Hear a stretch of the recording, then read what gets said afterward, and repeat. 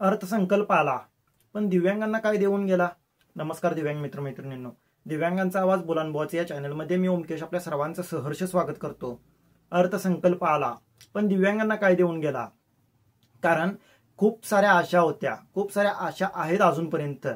कारण 2024 ची जी विधानसभा इलेक्शन लागली होती तर त्या विधानसभेच्या इलेक्शन पासून तर खूप आशा वाढल्या होत्या की दिव्यांगांच्या बाबतीत काहीतरी निर्णय घेतले जातील किंवा दिव्यांगांच्या बाबतीत या 5 वर्षामध्ये किंवा सुरुवातीपासूनच दिव्यांगांच्या बाबतीत काहीतरी काळजीपूर्वक गोष्टी घडतील असा एक आशावाद होता. कारण का की निवडणुका लागण्याआधी लाडक्या बहिणीला 1,500 रुपये थेट पेन्शन त्यांच्या खात्यावरती यायला सुरू झाली.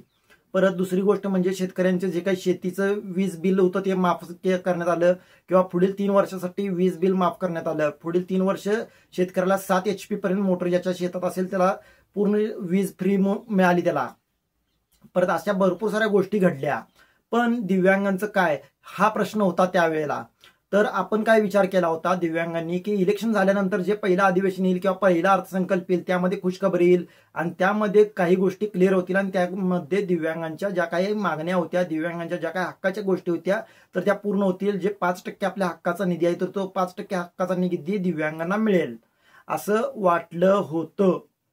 आणि त्या उद्देशानेच आपण चालत होतो किंवा ते आशा ठेवूनच आपण आजपर्यंत होतो. आणि तो दिवसही उजाडला, म्हणजे ते मिळेल अशा आशा ठेवून आपण तो दिवसही उजाडला जो 10 मार्च 2025चा. 10 मार्च 2025ला ठीक दुपारी 1 वाजता अजित पवारजी हे अर्थमंत्री आहेत महाराष्ट्राचे. त्यांनी अर्थसंकल्प मांडायला सुरुवात केली महाराष्ट्रासमोर किंवा विधान भवनात म्हणू शकतो आपण. अर्थसंकल्प मांडायला सुरुवात केली, प्रत्येक घोषणा झाल्या, प्रत्येक गोष्टी झाल्या. पण दिव्यांगांच्या हाती काय आलं तर दिव्यांगांच्या हाती ज्या प्रमुख मागण्या होत्या, एक 5-6 मागण्या होत्या प्रमुख, तर त्यातलं एकही मागणी पूर्ण झाली अशी मला तरी वाटत नाही. माझा अभ्यास कच्चा असेल किंवा माझा अभ्यास चुकीचा असेल किंवा माझ्यापर्यंत आलेली माहिती चुकीची असेल. तुमच्याकडे जर याच्या व्यतिरिक्त माहिती जर तुमच्याकडे असेल की दिव्यांगांच्या बाबतीत काहीतरी चांगल्या गोष्टी घडल्या आहेत तर त्या असतील तर तुम्ही नक्की कमेंट बॉक्समध्ये व्यक्त व्हा. कारण कमेंट बॉक्स आपलं रिकामच आहे. आणि अजून एक की तुम्हाला काय वाटतंय, तुम्हाला या अर्थसंकल्पामधून काय भेटलं असं वाटतं दिव्यांगांना कोणत्या खुशखबरी भेटल्या किंवा कोणत्या गोष्टी सोप्या झाल्या दिव्यांगांच्या ज्या 10 मार्च 2025 या अर्थसंकल्पामधून 1 वाजता ज्या अजित पवारांनी मांडलं त्या अर्थसंकल्पामधून दिव्यांगांना काय मिळालंय असं वाटतंय तुम्हाला. मी जे आपल्याला मिळालंय किंवा माझ्यापर्यंत जी बातमी आली आहे तीच तुम्हाला सांगतोयच, पण तुम्हाला काय वाटतंय, तुम्हाला अजून काही वेगळी बातमी कळाली असेल, माझ्यापर्यंत अर्धवट बातमी पोहोचली असेल, असंही गोष्टी असू शकतात. त्याच्यामुळे तुम्ही कमेंट बॉक्समध्ये नक्की सांगा. तर फक्त आणि फक्त दिलं दिव्यांगांना काय दिलं सांगतो. दिव्यांगांना फक्त आणि फक्त जे 1% दिलं फक्त, म्हणजे आपलं जे 5% हक्काचं होतं. आता जे काय 70,000 कोटीचा काय कितीचा लाख कोटीचा बजेट जो मांडला गेला आज अजित पवारजी यांच्याकडून, तर त्या बजेटमधला फक्त 1% देण्यात आला दिव्यांगांसाठी. आणि तो पण कुठल्या विभागासाठी, दिव्यांग कल्याण विकास विभागासाठी देण्यात आला. म्हणजे दिव्यांगांचं कल्याण आणि विकास होण्यासाठी देण्यात आला. म्हणजे तो कितपत त्या तळागाळातल्या दिव्यांगांपर्यंत पोहोचणार याचा हा सगळ्यात मोठा प्रश्न असणार आहे. कारण ते दिव्यांग मंत्रालयाकडे जाणार किंवा दिव्यांग वित्त विकास महामंडळाकडे जाणार. वित्त विकास महामंडळ दिव्यांगांच्या पर्यंत पोहोचवणार का, कितपत पोहोचणार, तो ती रक्कम जी दिलेली आहे बाजूला ठेवलेली रक्कम आहे तर ती कितपत पोहोचणार हा एक संशोधनाचा भाग आहे. कारण का योजनाच तशा दिलेल्या आहेत. म्हणजे एक शिष्यवृत्ती, मला एक सांगा, आपल्या महाराष्ट्रामध्ये जे काही दिव्यांग राहतात त्यातले किती टक्के दिव्यांग शिक्षण घेत आहेत, शिकत आहेत किंवा किती टक्के लोकांचं शिक्षण पूर्ण झालेलं आहे, मग त्याचा लाभ किती लोकांना होणार आहे. परत जे ह्याचं लोनचं कर्जामध्ये सुद्धा दिव्यांगांना उद्योजक बनण्यासाठी किंवा दिव्यांगांना व्यवसाय करण्यासाठी जे कर्जात सूट देण्यात आली किंवा कर्ज योजना आणणार म्हणून सांगण्यात आलं, पण ते कधी येणार, GR कधी निघणार त्याचा. फक्त घोषणा, या गेल्या वेळी पण घोषणा झाल्या होत्या. म्हणजे 2024ला ज्यावेळेला अर्थसंकल्प अजित पवारजी मांडले होते त्याला सुद्धा घोषणा झाल्या होत्या इलेक्ट्रिक रिक्षा, दिव्यांगांच्या व्यवसायासाठी इलेक्ट्रिक रिक्षा दिल्या जातील म्हणून. आणि इलेक्ट्रिक रिक्षा देणार म्हणून सांगितलं होतं. इलेक्ट्रिक रिक्षासाठी फॉर्म सुद्धा भरून घेतले होते. 2024 मध्ये पण भरून घेतले, 2025 मध्ये पण भरून घेतले. पण अजूनपर्यंत किती रिक्षा आलेल्या आहेत व्यवसाय करण्यासाठी, किती दिव्यांगांच्या हाताला व्यवसाय तुम्ही देऊ शकलाय किंवा किती दिव्यांगांच्या हाताला काम देऊ शकलाय तुम्ही, ते आता या लोन मधून देणार आहात. कारण वित्त विकास महामंडळ असू दे किंवा उद्योग भवन असू दे, कोणत्याही महामंडळ किंवा जिल्हा परिषदातून असू दे, ज्या वेळेला दिव्यांग तिथे लोन मागायला जातो त्याला तिथं दिव्यांगाला अन्यायच केला जातो किंवा दिव्यांगाला तिथं हाडतुडचीच वागणूक दिली जाते किंवा दिव्यांग तिथं लोन मागायला जातो त्यावेळेला त्याची फाईल 2-2, 3-3 वर्ष तिथं धूळ खात पडते. मग हे लोनचा फायदा किंवा या पैशाचा फायदा कधी दिव्यांगांना होणार आहे किंवा गरीबातल्या गरीब दिव्यांगाला कधी फायदा होणार त्याचा, गरीबातल्या गरीब दिव्यांगाला लोन कधी भेटणार, या प्रश्नाचं सुद्धा उत्तर अजित पवारांनी द्यायला हवं होतं. म्हणजे सर्वसामान्य दिव्यांगाला सुद्धा ते मिळणार आहे म्हणून सांगायला पाहिजे होतं. परत दिव्यांग सक्षमीकरणासाठी किंवा दिव्यांग स्वावलंबी बनण्यासाठी फक्त 15,000 रुपये दिले त्यांनी. 15,000 रुपये देणार म्हणून सांगितले. 15,000 स्वावलंबी कसा दिव्यांग बनू शकतो सांगा? वर्षाला आम्हाला पेन्शनच 18,000 रुपये येते. मग दिव्यांग त्या 18,000 सक्षम होत नाहीये तर या 15,000 सक्षम कसा होणार आहे? हे प्रश्न आहेत संशोधनाचे भाग आहेत. या गोष्टी आहेत. दिव्यांगांच्यासाठी काय दिलं तुम्ही? दिव्यांगांसाठी द्यायला हवं होतं 5%. जे बजेट होतं त्या बजेटमधलं 5% दिव्यांगांच्या हक्काचं आहे. तर त्या दिव्यांगांच्या 5% हक्काचं द्यायला हवं होतं. दिव्यांगांची पेन्शन वाढ करायला पाहिजे. किमान 40 ते 60% दिव्यांग म्हणजे 40 ते 60% ज्याचं दिव्यांग प्रमाणपत्र आहे त्याला तरी 3,000 पेन्शन करायला पाहिजे. 60 ते 80 आहे त्याला 4,000 4,500 करायला पाहिजे होतं. आणि 80 ते 100% त्याला 6,000 करायला हवी होती तुम्ही पेन्शन.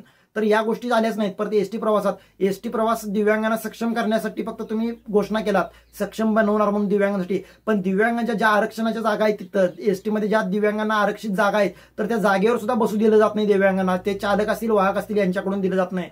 दिव्यांग एसटी स्टँडमध्ये जे रॅम्प लागतं दिव्यांगांना एसटी मध्ये चढण्यासाठी व्हीलचेअरवरती असतो दिव्यांग त्याला तो वाहक असू दे किंवा ते चालक असू दे तो साधा मदत करायला त्याला खाली येत नाही. मग कुठं दिव्यांग सक्षम होणार आहे किंवा दिव्यांगांना एसटी कशी सक्षम करणार आहे याचंही उत्तर द्यायला हवं होतं अजित पवारांनी. कोणत्या गोष्टीतून कोणत्या दृष्टिकोनातून हे बजेट सादर झालं हेच मला लक्षात आलं नाही.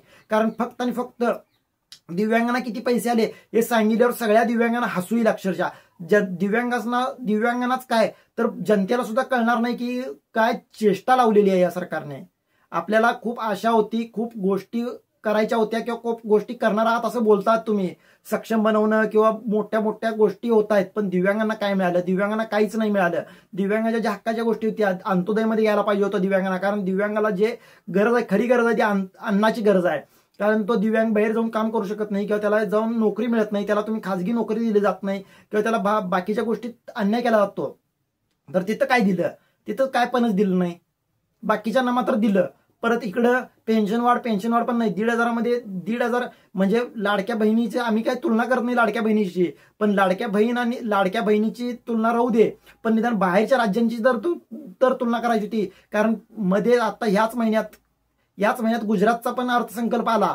पण गुजरातच्या अर्थसंकल्पामध्ये सुद्धा दिव्यांगांची पेन्शन वाढ केली. बाकीच्या राज्य राजस्थानमध्ये सुद्धा दिव्यांगांची पेन्शन वाढ करण्यात आली 15% वाढ करण्यात आली. परत बाकीच्या राज्यांमध्ये दिव्यांगांना 2.5, 3, 5,000 रुपये पेन्शन मिळते. मग दिव्यांगांना महाराष्ट्रातच अन्याय का केला जातो? दिव्यांगांच्यावरती अन्याय का होतो? परत एसटी प्रवास बाकीच्या सगळ्या राज्यांमध्ये दिव्यांगांना एसटी प्रवास फ्री आहे आणि आपल्या राज्यात का दिव्यांगांच्याकडून पैसे आकारले जातात? काच त्यांच्याकडून पैसे घेतले जातात? रेल्वेचं जे काही स्टँडवरती स्टेशनवरती जे काही तुम्ही सुरक्षा करणार आहात दिव्यांगांच्यासाठी कधी होणार? किती वर्षांनंतर होणार? दरवर्षी फक्त घोषणा केल्या जातात पण दिव्यांगांना ज्या गरीबातला गरीब दिव्यांग किंवा जो तळागाळातला दिव्यांग जो शेवटचा दिव्यांगापर्यंत तुम्ही पोहोचायला हवं तर त्या पोहोचण्यासाठी तुम्ही कोणती योजना आणत आहात? तर कोणतीही योजना आणत नाही आहात तुम्ही. ज्या योजना घोषित केल्या होत्या म्हणजे ई रिक्षाची योजना असू दे किंवा मग दिव्यांगांना छोटे मोठे व्यवसाय करण्यासाठी जे काही योजना घोषित केल्या होत्या तर त्या योजनेंना अजूनपर्यंत का लाभ मिळालेला नाहीये? पैसे का मिळालेले नाहीयेत त्या योजनेसाठी? हा प्रश्न आहे. आणि तुम्हाला आता सांगतो मी म्हणजे सगळे मुद्दे आहेत, भरपूर सारे मुद्दे आहेत. मी सुद्धा 5 मुद्दे टाकले होते मागच्या याला. म्हणजे एक तर 6,000 पेन्शन सरसकट दिव्यांगांची करा. अंत्योदयमध्ये दिव्यांगांना सरसकट सामील करून घ्या. दिव्यांगांचे शिक्षण फ्री करा. दिव्यांगांना नोकरीसाठी आरक्षण वाढवून द्या. दिव्यांगांचं कर्जमाफी करा. या साऱ्या गोष्टी मांडल्या होत्या मी. पण त्यातली एकही गोष्ट पूर्ण केली नाही. फक्त शिक्षणामध्ये शिष्यवृत्ती देऊ म्हणून सांगण्यात आले. पण शिष्यवृत्ती कोणत्या याच्यात देऊ हे सांगितलं नाही.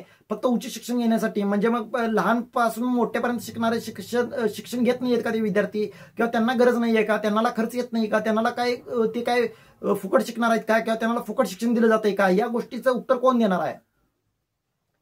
पर दिव्यांगांना खर्च किती होतो हे तर माहित आहे का? शिक्षण घेण्यासाठी दिव्यांगांना अडचणी किती येतात? दिव्यांग सक्षम बनणार कसा? दिव्यांग जोपर्यंत सुशिक्षित होणार नाही, दिव्यांगाला जोपर्यंत शिकायला मदत केली जाणार नाही, शिष्यवृत्ती दिली जाणार नाही तोपर्यंत तो दिव्यांग शिकेल कसा? शिष्यवृत्ती आम्ही मागतच नव्हतो. शिष्यवृत्ती नाही दिली तरी चालेल पण दिव्यांगांना शिक्षण फ्री करावं म्हणत होतो आम्ही. करा म्हणत होतो. तर या गोष्टी होत्या. पेन्शन वाढ पाहिजे होती. दिव्यांगांना 1,000-1,500 रुपयामध्ये काय होतं सांगा की तुम्ही? दररोजचे 50 रुपये येतात फक्त. काय होतं 50 रुपयात दररोजचं? साधा आता दूधच घ्यायला गेलं, दूध 100 ml जर घ्यायला गेलं तरी 20 रुपये 10-20 रुपये लागतात दिव्यांगाला दररोज. मग दररोजचे 10 रुपये जर धरले तर किती? त्यातले 50तले 10 गेलेच. लाईट बिल येतं. मोबाईलचा रिचार्ज सुद्धा दररोजचा आता 15-16 रुपये रिचार्ज लागतो मोबाईलचा रिचार्ज मारायचा असेल तर. म्हणजे महिन्याला 300-350 रुपयाचा रिचार्ज मारावा लागतो. म्हणल्यावर दररोजचे 10 ते 12 रुपये रिचार्जचेच गेले मोबाईलच्या. मग हातात राहतात किती? दररोजचे 50 रुपये, ते पण 3-3 महिन्यातून एकदा देता तुम्ही. 3 महिने 4 महिने. आणि लाडक्या बहिणीचे मात्र महिना सुरू होण्याच्या आधीच दिलं जातं पेन्शन. आम्ही लाडक्या बहिणीची तुलना करत नाही, पण भेदभाव का केला जातोय? आम्ही पण त्याच महाराष्ट्रात राहतो ज्या महाराष्ट्रात महिला राहतात, त्याच महाराष्ट्रात आम्ही पण राहतो. ज्या महाराष्ट्रात आमदार राहतात, ज्या महाराष्ट्रात हे सरकारी कर्मचारी राहतात, जे राज्यसेवा करतात ते. मग त्यांना 5 तारखेच्या आत पेन्शन पगार दिली जाते, पेन्शन दिली जाते. आमदारांचा पगार 31 तारखेला होतो. मग दिव्यांगांचाच पगार का 3-3 महिने 4-4 महिने थांबवला जातो, का तटवला जातो, का त्यांना त्रास नाहक दिला जातो? हा प्रश्न आहे. आता शेवट म्हणजे हे सगळं झालं, हे दरवेळेलाच मी बोलतोय. फक्त हे काय द्यायला हवं होतं, दिलं असं तर ह्या गोष्टी आल्या नसत्या बाहेर. पण दिव्यांगांना आता सांगतो किती मिळाले पैसे. फक्त म्हणजे दिव्यांग मंडळाला म्हणावू शकतो किंवा दिव्यांग मंत्रालयाला 1526 कोटी फक्त दिल्यात. किती? 1526 कोटी.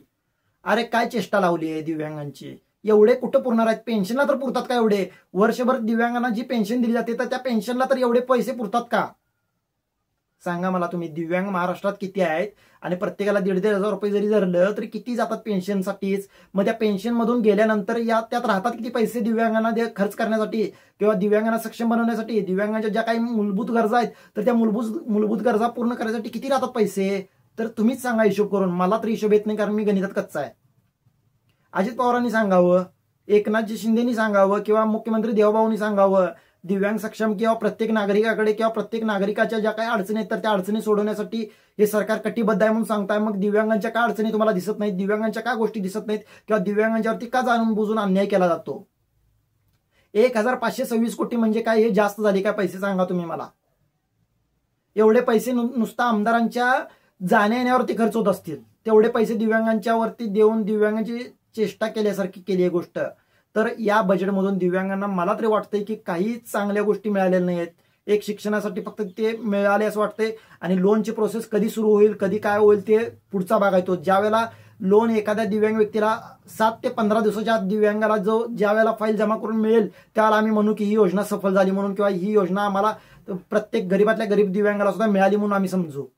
जोपर्यंत मिळत नाही तोपर्यंत ही कागदावरतीच योजना राहणार आहे. कारण याचे GR कधी निघणार, याच्यातून प्रोसेस कधी होणार, आणि ते महामंडळातील अधिकारी असू देत किंवा दिव्यांग मंत्रालयातील अधिकारी असू देत. कारण दिव्यांग मंत्रालयात सुद्धा अजून सुद्धा कर्मचारी किंवा अधिकाऱ्यांचं नेमणूकच झालेली नाही आहे, दिव्यांग अध्यक्ष नाही आहेत, काही गोष्टी नाही आहेत. मग ते मिळणार कधी? मग त्या वर्ष संपणार तोपर्यंत दुसरा अर्थसंकल्प येणार. दुसऱ्या अर्थसंकल्पात परत आम्ही आंदोलनं करायची, परत आम्ही मागण्या करायच्या, परत आणि गोष्टी सुरू.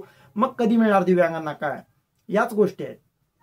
म्हणजे दिव्यांगांना जे थेट लाभ व्हायचा होता तर ते थेट लाभ करायचा, त्यातली एकही गोष्ट केलेली नाही आहे. म्हणजे एसटी प्रवासात सूट असू दे किंवा दिव्यांग पेन्शन वाढ असू दे किंवा अंत्योदयमध्ये असू दे, हे थेट लाभ झाले असते. हे 3 तरी थेट लाभ झाले असते दिव्यांगांना.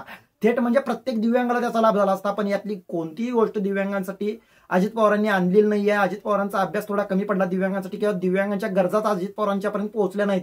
जे अजित पवार म्हणत होते की दिव्यांगांचे जे काही गोष्टी आहेत तर त्या आम्ही सोडवण्याचा प्रयत्न करू, आणि दिव्यांगांना जे काही हक्काच्या आहेत त्या ट्विट स्वरूपात मांडले होते त्यांनी की दिव्यांगांच्या ज्या काही गोष्टी आहेत तर त्या मांडण्याचा प्रयत्न करू किंवा सोडवण्याचा प्रयत्न करू असं बोलले होते. काही मंत्री सुद्धा बोलले होते. ज्यावेळेला 26 जानेवारीला त्यांच्या विरुद्ध आंदोलन झालं होतं, त्या पालकमंत्र्यांच्या विरुद्ध आंदोलन झालं होतं, किंवा त्या जिल्हा कलेक्टर ऑफिसला आंदोलन ज्यावेळेला झालं होतं त्याला दिव्यांगांच्या बऱ्यापैकी गरजा सोडवल्या जातील, बऱ्यापैकी अडचणी सोडवल्या जातील बोललं होतं. पण या अर्थसंकल्पामधून काही घडताना दिसलेलं नाहीये.